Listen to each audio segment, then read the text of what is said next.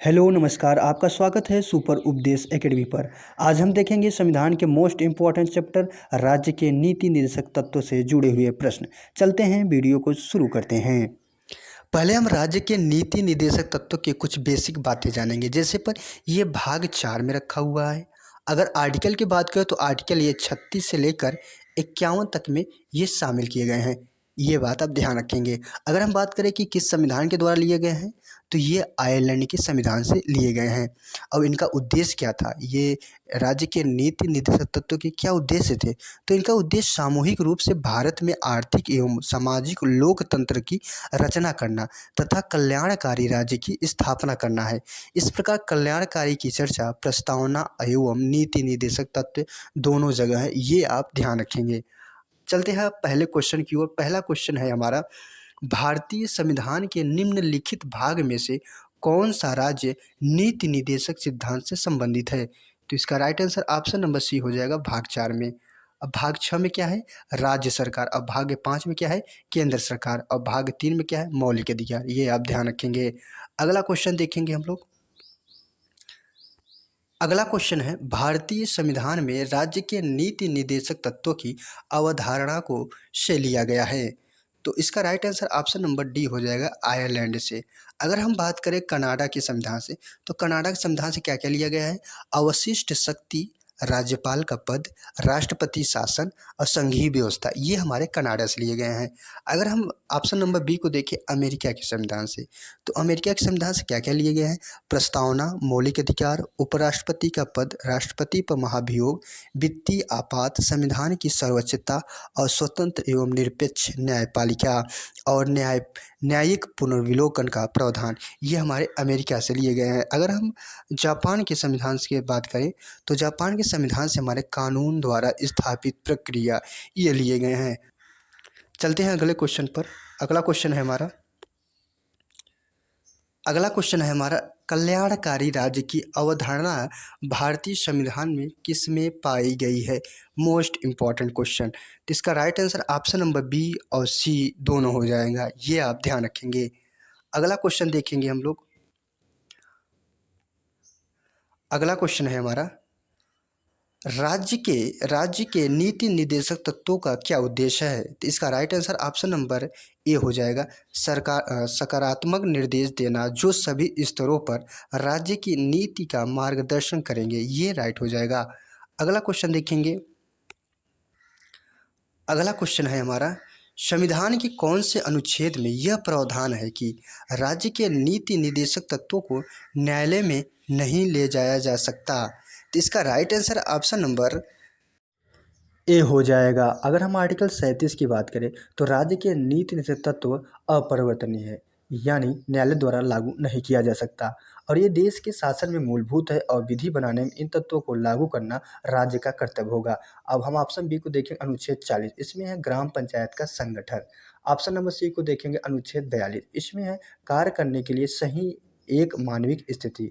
हम option number D को देखेंगे, अनुच्छेद 45, इसमें है आरंभ, शिशुत्व, देख रेख तथा 6 वर्ष से कम आयु के बालकों के लिए निःशुल्क एवं अनिवार्य शिक्षा का उपबंध।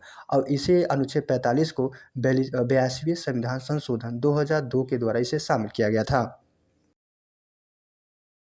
अगला क्वेश्चन देखेंगे हम लोग। अगला क्वेश्चन है हमारा, निम्नलिखित में से कौन सा राज्य के नीति निर्देशक सिद्धांत हैं? तो इसका right answer option number B हो जाएगा, ग्राम पंचायत का संगठन। अगर हम ऑप्शन सी को देखिए, अल्पसंख्यकों के हितों का संरक्षण, ये हमारे आर्टिकल 29 में है जो कि मूल अधिकार है। अगर हम बात करें ऑप्शन नंबर डी, उपाधियों का अंत, ये हमारे आर्टिकल 18 में है जो कि मूल अधिकार है।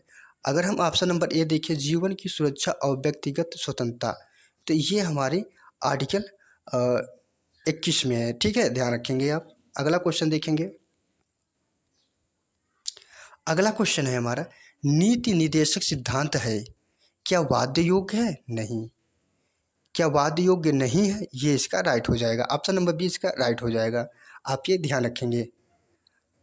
अगला क्वेश्चन देखेंगे, भारत के संविधान के अनुसार निम्नलिखित में से कौन सा देश के शासन के लिए आधारभूत है?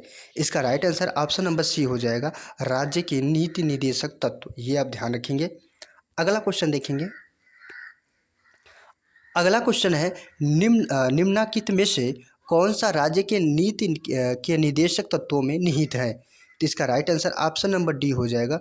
पुरुषों और स्त्रियों दोनों का समान कार्य के लिए समान वेतन। ये किस आर्टिकल में 39 के घ में है, ये आप ध्यान रखेंगे। ठीक है। अगर हम बात करें ऑप्शन नंबर ए अपराधों के लिए दोष सिद्ध के संबंध में संरक्षण, तो ये आर्टिकल 20 में है, आप ये ध्यान रखेंगे, जो कि मौलिक अधिकार है। अगर हम ऑप्शन बी को देखें प्राण एवं देही की स्वतंत्रता का संरक्षण, ये आर्टिकल 21 में है, ये आप ध्यान रखेंगे।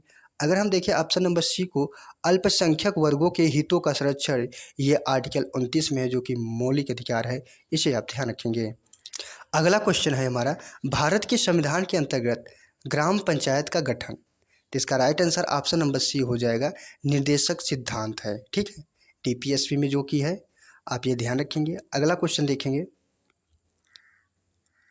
अगला क्वेश्चन, निम्नलिखित में से कौन सा अनुच्छेद राज्य सरकार को ग्राम पंचायत का गठन करने के लिए निर्देश करता है। तो इसका right answer option number B हो जाएगा, अनुच्छेद 40।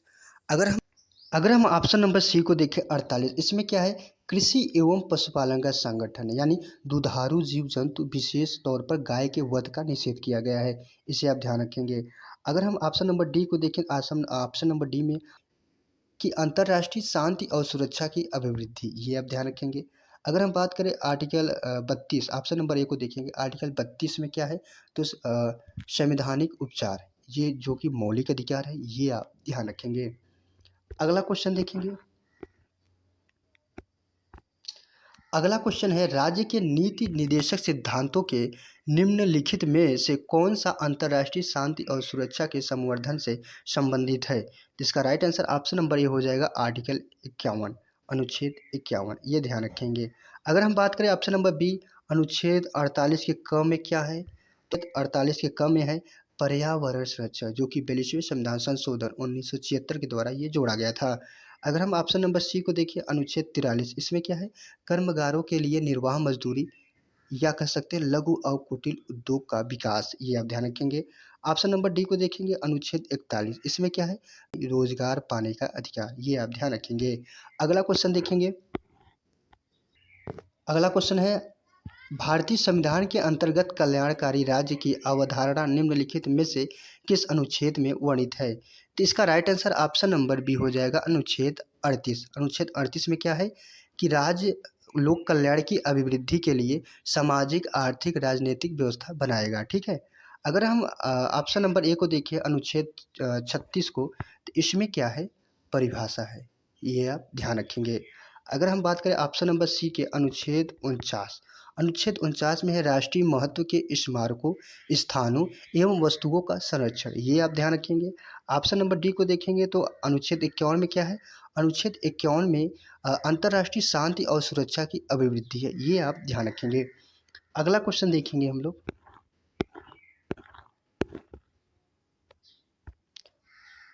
अगला क्वेश्चन है, सामान्य न्याय और निःशुल्क विधि सहायता का प्रावधान संविधान के किस अनुच्छेद में है। तो इसका right answer option number B हो जाएगा, अनुच्छेद 39 के क में। ठीक है। अगर हम ऑप्शन नंबर बी को देखेंगे, अनुच्छेद 39 में क्या है, तो अनुच्छेद 39 में राज्य द्वारा अनुसरणीय कुछ नीति तत्व, ये आप ध्यान रखेंगे। अगर हम बात करें ऑप्शन नंबर सी, अनुच्छेद 40 में क्या है, अनुच्छेद 40 में ग्राम पंचायत का संगठन है। अब ऑप्शन नंबर डी को देखेंगे, अनुच्छेद 44, तो इसमें क्या है, एक समान सिविल संहिता, ये आप ध्यान रखेंगे। अगला क्वेश्चन देखेंगे। अगला क्वेश्चन देखेंगे, भारतीय नागरिकों के लिए एक समान सिविल संहिता प्राप्त करने की बात कही गई है। तो इसका right answer option number B हो जाएगा, अनुच्छेद 44। ठीक है। अगर ऑप्शन नंबर ए को देखेंगे, अनुच्छेद 40 में क्या है, तो ग्राम पंचायत का संगठन। अगर हम बात करें ऑप्शन नंबर सी, अनुच्छेद 45 में क्या है, तो अनुच्छेद 45 में आरंभ शिशुत्व देख रेख तथा 6 वर्ष से कम आयु के बालकों के लिए निःशुल्क एवं अनिवार्य शिक्षा का उपबंध, ये आप ध्यान रखेंगे।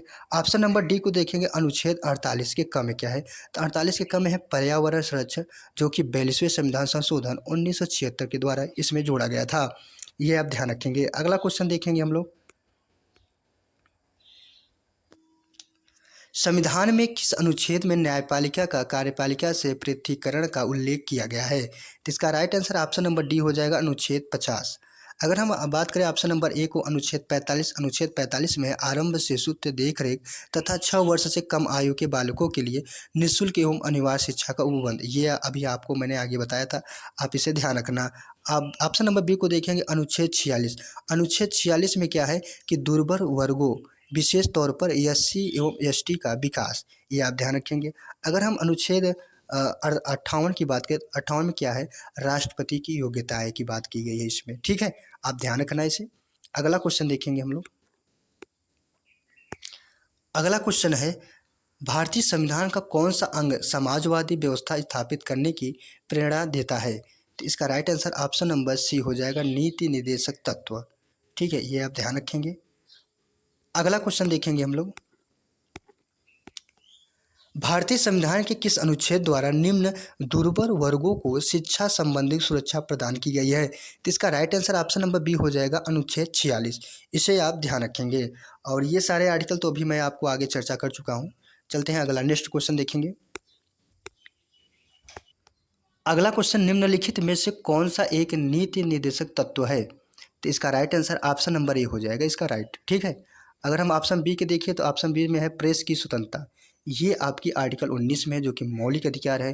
अगर हम ऑप्शन नंबर सी को देखिए, धर्म की स्वतंत्रता, ये आर्टिकल 25 में है जो कि मौलिक अधिकार है। अगर हम ऑप्शन नंबर डी को देखिए, ये विधि के समझ समानता, ये आर्टिकल 14 में है जो कि मौलिक अधिकार है, ये आप ध्यान रखेंगे। अगला क्वेश्चन देखेंगे। इस क्वेश्चन का जवाब आप कमेंट बॉक्स में देना। हम मिलते हैं अब नेक्स्ट वीडियो के साथ, तब तक के लिए जय हिंद, वंदे मातरम।